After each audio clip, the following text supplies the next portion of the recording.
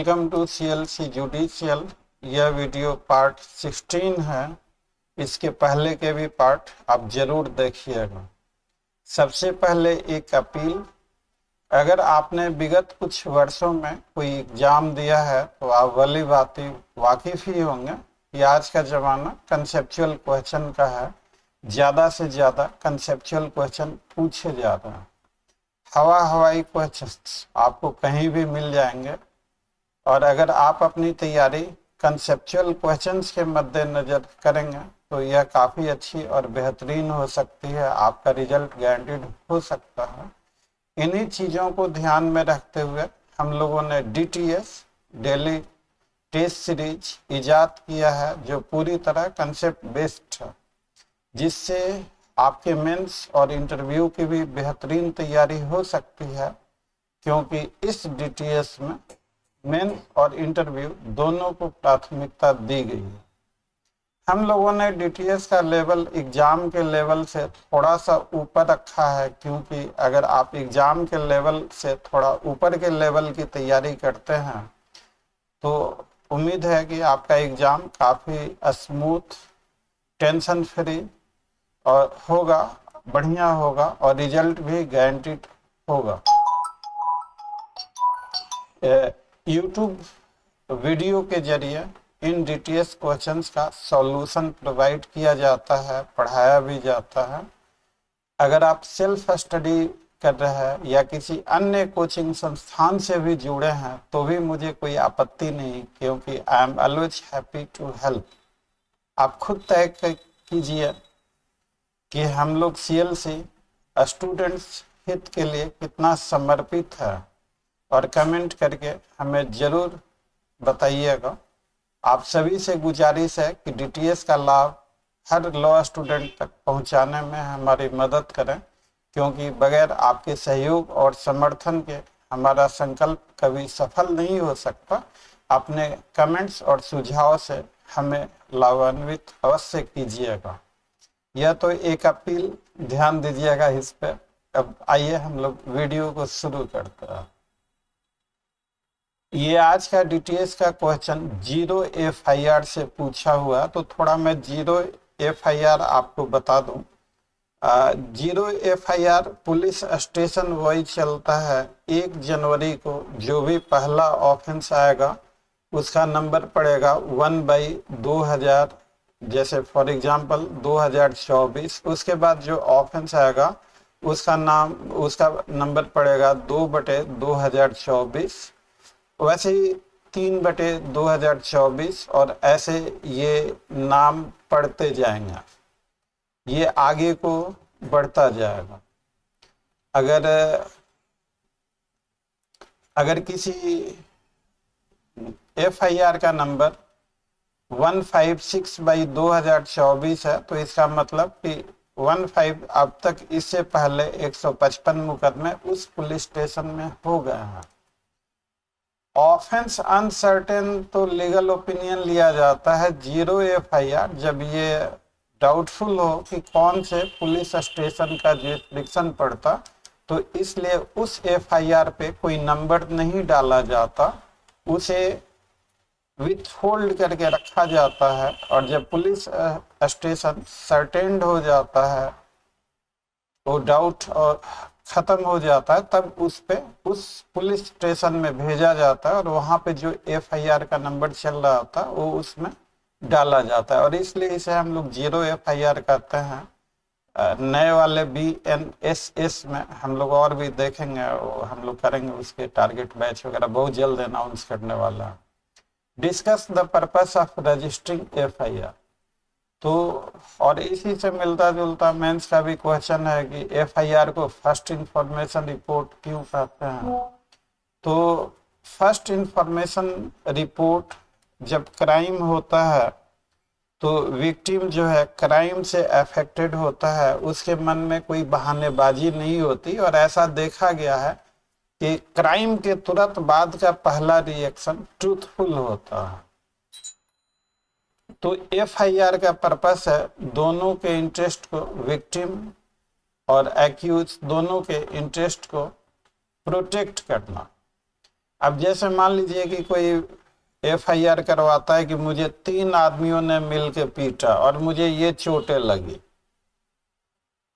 अगर पहली इंफॉर्मेशन में फिर उसके मन में आता है कि नहीं नहीं वो भी मेरे से बदमाशी करता है, इसे भी इस मुकदमे में लपेट लो, तो अब वो कहेगा कि 4 आदमियों ने मार के पीटा तो चौथे आदमी को जो बेगुनाह है फंसा दिया गया। तो इसलिए this is policy of law to favour and assume its truthfulness, कि जो फर्स्ट इंफॉर्मेशन है वो बहुत ही वाइटल होती है। बाकी और CRPC तो अब नहीं कह सकते, BNSS कहेंगे, तो उसमें इसकी क्या भूमिका है वो हम लोग देखेंगे। और इसी से मिलता हुआ इंटरव्यू का क्वेश्चन है, तो आपसे इंटरव्यू में पूछा जाए और इसी तरीके से आप लिख सकते हैं इस क्वेश्चन को मेंस में। इन चीज़ों को हाईलाइट करते हुए इंट्रो देंगे। आपको बताया गया है मेंस आंसर राइटिंग कैसे लिखेंगे, उसके 3 पार्ट होते हैं, इंट्रो, बॉडी एंड कंक्लूजन लायक है। तो ये क्वेश्चन कंक्लूजन लायक है। तो इंट्रो में आप लिख सकते हैं FIR is known as first information report, it is recording of the first information which law presumes truthful because, ऐसे करते हुए। और इसके प्रोविजन वगैरह अब तो आपसे पूछा जा रहा है, पर्पस ऑफ रजिस्टरिंग FIR, क्यों रजिस्टर किया जाता है। तो FIR is just window and chargesheet is the whole story. और जो फर्स्ट इंफॉर्मेशन प्राप्त हुई वो कितनी ट्रूथफुल है, इन्वेस्टिगेशन के दौरान कितने सपोर्टिव एविडेंस हैं, क्या वो सब्सटेंशिएटेड होते या नहीं होते। तो ये सारे पर्पस हैं फॉर रजिस्टरिंग द FIR। हम लोग जो इनफैक्ट ये जो DTS है, यह कंसेप्ट बेस्ड होने के कारण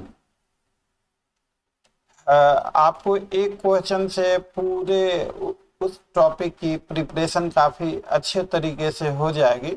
और इस कारण से हम लोगों का पिछला जो रिजल्ट है वो आप देखिए, हमारे यहाँ से 66 ऑन रिकॉर्ड, ये सारे हमारे यहाँ के सेलेक्टेड स्टूडेंट हैं। और ये लिस्ट बहुत लंबी चौड़ी है हम लोगों की, और अब उस सबों का दिखाएं तो वीडियो काफ़ी लंबी हो जाएगी, तो इसलिए जस्ट एक आपको दिखाया जा रहा। जो नेक्स्ट DTS का क्वेश्चन है, DTS में हम लोग 6 क्वेश्चन, 2 PT के लिए, 2 मेंस के लिए, 2 इंटरव्यू के लिए, उसी टॉपिक से 2 अलग अलग सब्जेक्ट के लिए। तो जो फाउंडेशन कोर्स में पढ़ाया जाता है उसी से बेस्ट होता है। PT का क्वेश्चन है, a gift his party to a temple with condition that it cannot be transferred except for religious purpose। तो इसका आंसर होगा C। हम लोगों ने पहले क्वेश्चन का टिक मारना यहाँ पे, पहले क्वेश्चन का आपका अनसर्टेनिटी अबाउट टेरिटोरियल जुरिसडिक्शन, तो ऑप्शन B इज करेक्ट।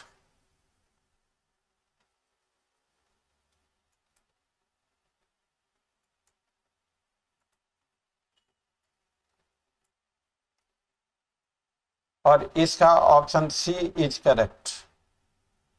तो देखिए, टेम्पल जो है लिविंग पर्सन नहीं है। सेक्शन 5 कहता है TPA में ट्रांसफर तभी माना जाएगा within meaning of TPA when there is a transfer amongst living person.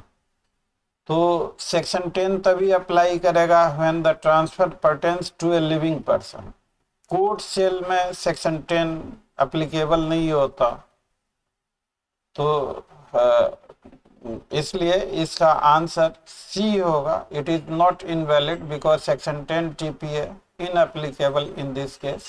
Mains का आपका क्वेश्चन है कि cases in which section 10 inapplicable, तो आप एक इंट्रो में सेक्शन 10 का थोड़ा सा बता दीजिए कि भाई एब्सोल्यूट रेस्ट्रेंट को डिफाइन नहीं किया गया है, केवल ये कहा गया है कि restraining the power of alienation of transferee absolutely such a condition or limitation is to be void। तो what is absolute restraint? तो जैसा कि पिछले वीडियो में हमने बताया है कि either completely or substantially taking away power of alienation of transferee is known as absolute restraint। इसको डिफाइन नहीं किया गया। तो पूछा गया इनएप्लीकेबल, तो लीज के केसेज में और मैरिड वुमेन के केसेज में सेक्शन 10 इनएप्लीकेबल है, इसको एक्सेप्शन के तौर पे लिखा गया है। और if any transfer which does not qualify the test of section 5, उस केस में भी सेक्शन 10 अप्लाई नहीं करेगा। जैसे पार्टीशन में अप्लाई नहीं करेगा, फैमिली सेटलमेंट में अप्लाई नहीं करेगा, रिलिंक्विशमेंट में अप्लाई नहीं करेगा। जहाँ कन्वेंस नहीं है वहाँ सेक्शन 10 अप्लाई नहीं करेगा। तो इसको इसी तरह से डिटेल करके लिखिए। तो ये जो डीटीएस का जो सिलसिला है, हम लोग इसको टोटली फ्री ऑफ कॉस्ट दे रहे हैं हर किसी को। अगर आप डीटीएस के मद्देनजर हमारे डीटीएस ग्रुप में सुबह 10-11 बजे, कभी थोड़ा देर सवेर भी हो जाता, तो वीक में 5 डेज का टारगेट है। कभी 5 डेज भी होता, कभी 4 या 3 डेज भी होता। तो जैसे अब कभी इंगेजमेंट बढ़ गई तो नहीं भी हो पाया। लाइफ को आप ट्रैफिक जाम की तरह, कभी जाम नहीं है तो गाड़ी जा रही है फुल स्पीड में, कभी जाम में फंस गया, तो अब खैर एनीवे लाइफ चलती रहती है ऐसे ही। तो पॉइंट इज कि DTS is totally free of cost, पूरी तरह से कंसेप्चुअल क्वेश्चन पे बेस्ड है। हमारे डीटीएस का लेवल किस तरीके का है एग्जाम पॉइंट ऑफ व्यू से, आपकी तैयारी के मद्देनजर यह कितना हेल्पफुल है, हमें कमेंट करके जरूर बताइएगा। आपके कमेंट करने से हमारा हौसला और उत्साह भी बढ़ता है। और अंत में यह वीडियो अच्छा लगे तो वीडियो को लाइक, चैनल को सब्सक्राइब और नोटिफिकेशन बटन को जरूर ऑन रखिएगा, ताकि हम जब कभी कोई इंफॉर्मेटिव वीडियो इस तरह की शूट करें, पोस्ट करें, अपलोड करें, तो वो वीडियो सबसे पहले आपको मिले। और हो सके तो इस वीडियो को ज़्यादा से ज़्यादा शेयर कीजिए, ताकि इसका लाभ हर लॉ स्टूडेंट को मिल सके। Thanks for watching, see you again, till then, bye bye.